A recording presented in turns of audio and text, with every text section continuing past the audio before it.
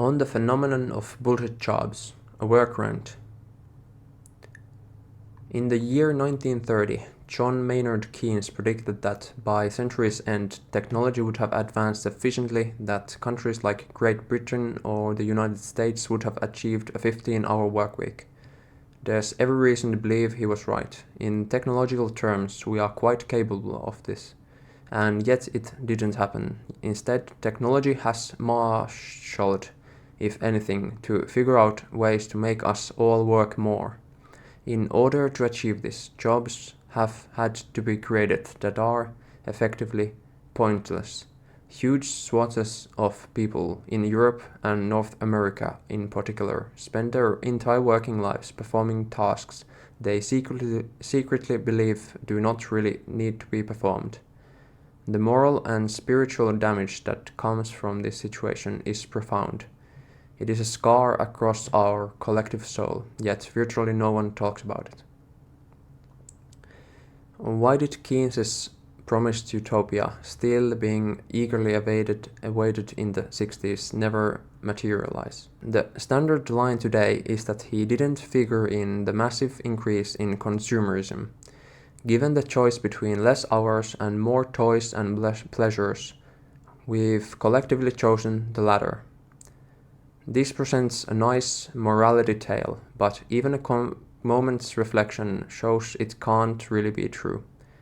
Yes, we have witnessed the creation of an endless variety of new jobs and industries since the 20s, but very few have anything to do with the production and distribution of sushi, iPhones, or fancy sneakers. So, what are these new jobs precisely? A recent report comparing employment in the US between 1910 and 2000 gives us a clear picture, and I note one pretty much exactly echoed in the UK. Over the course of the last century, the number of workers employed as domestic servants in industry and in the farm sector have collapsed dramatically. At the same time, professional, managerial, clerical, sales and service workers tripled, growing from 1/4 to 3/4 of total employment. In other words, productive jobs have, just as predicted, been largely automated away.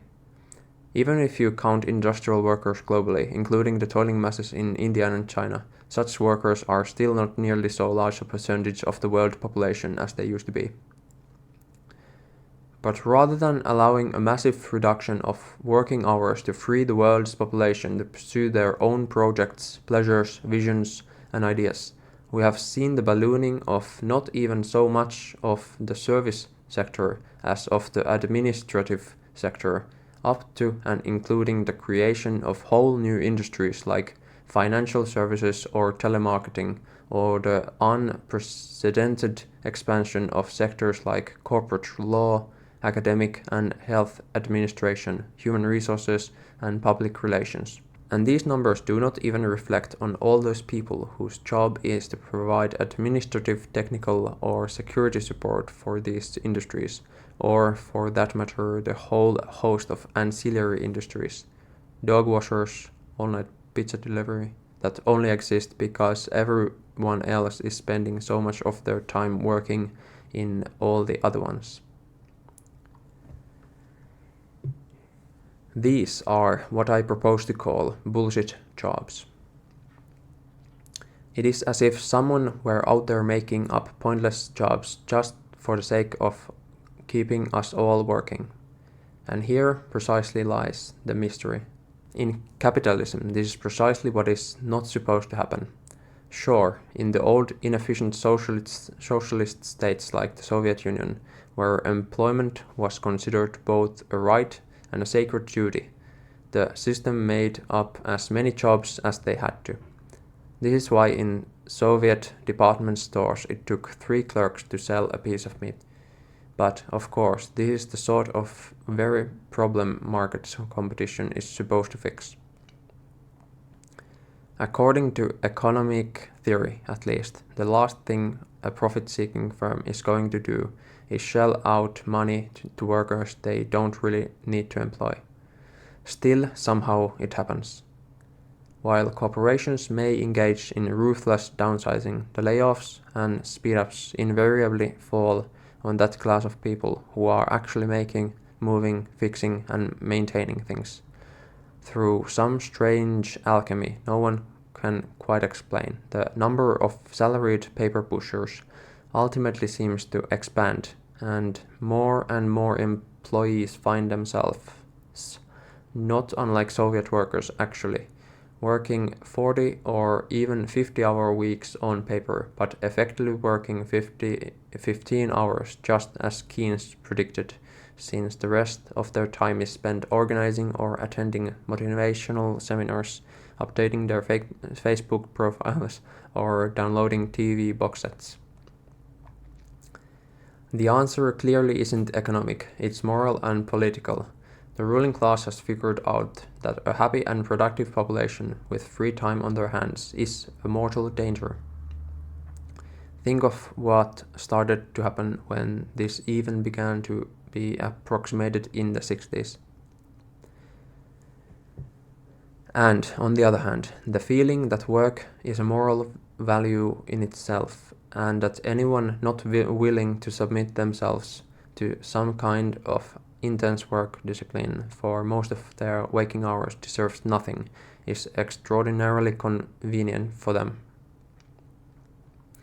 Once, when contemplating the apparently endless growth of administrative responsibilities in British academic departments, I came up with one possible vision of hell.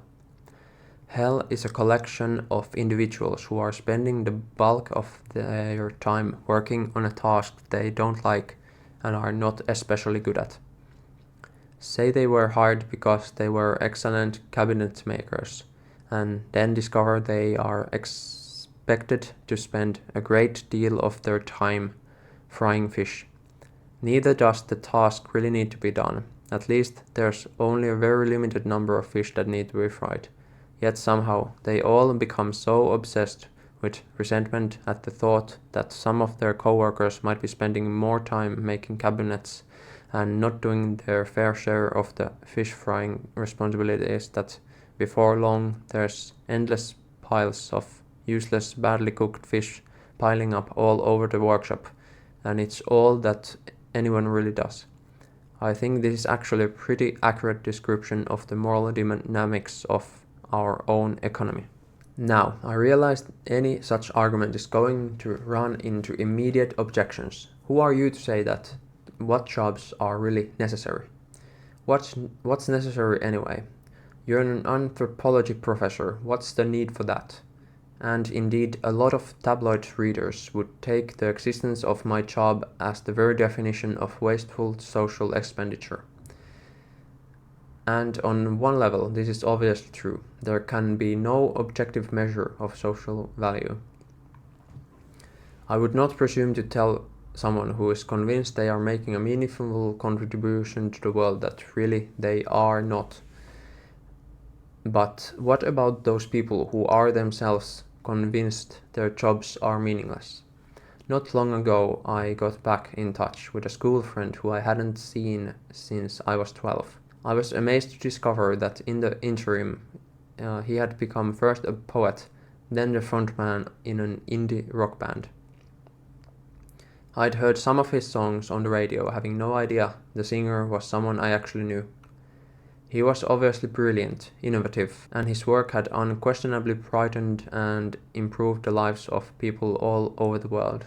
Yet, after a couple of unsuccessful albums, he'd lost his contract and, plagued with debts and a newborn daughter, ended up, as he put it, taking a default choice of so many directionless folk, law school. Now he's a corporate lawyer working in a prominent New York firm. He was the first to admit that his job was utterly meaningless, contributed nothing to the world, and, in his own estimation, should not really exist. There's a lot of questions one could ask here, starting with what does it say about our society that it seems to generate an extremely limited demand for talented poet-musicians, but an apparently infinite demand for specialists in corporate law? Answer: 1% of the population controls most of the disposable wealth. What we call the market reflects what they think is useful or important, not anybody else. But even more, it shows that most people in these jobs are ultimately aware of it. In fact, I'm not sure I've ever met a corporate lawyer who didn't think their job was bullshit.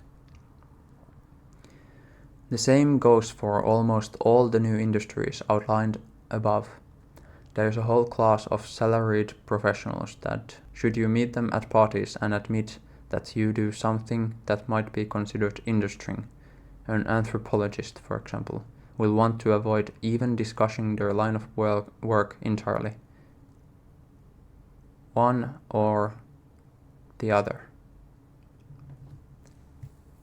Give them a few drinks and they will launch into tirades about how pointless and stupid their job really is. There's a profound psychological violence here. How can one even begin to speak of dignity in labor when one secretly feels one's job should not exist? How can it not create a sense of deep rage and resentment? Yet it is the peculiar genius of our society that its rulers have figured out a way, as in the case of the fish fryers, to ensure that rage is directed precisely against those who actually do get to do meaningful work. For instance, in our society, there seems to be a general rule that the more obviously one's work benefits other people, the less one is likely to be paid for it. Again, an objective measure is hard to find, but one easy way to get a sense is to ask, what would happen were this entire class of people to simply disappear? Say what you like about nurses, garbage collectors, or mechanics, it's obvious that were they to vanish in a puff of smoke, the results would be immediate and catastrophic.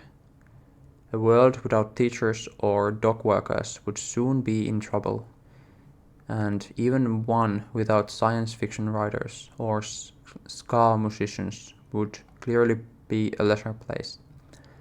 It's not entirely clear how humanity would suffer were all private equity CEOs, lobbyists, PR researchers, actuaries, telemarketers, bailiffs, or legal consultants to similarly vanish.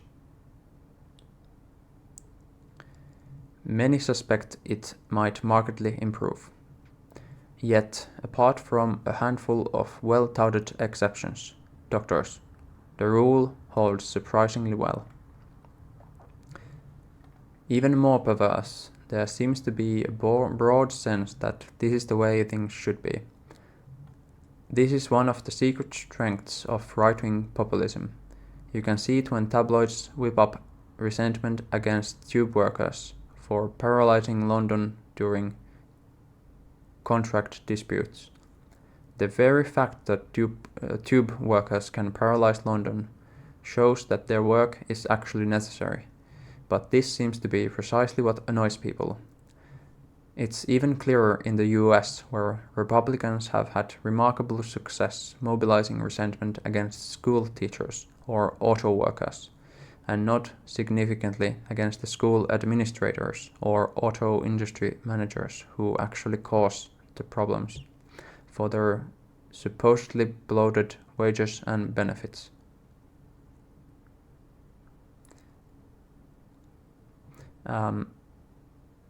It's as if they are being told, but you get to teach children or make cars.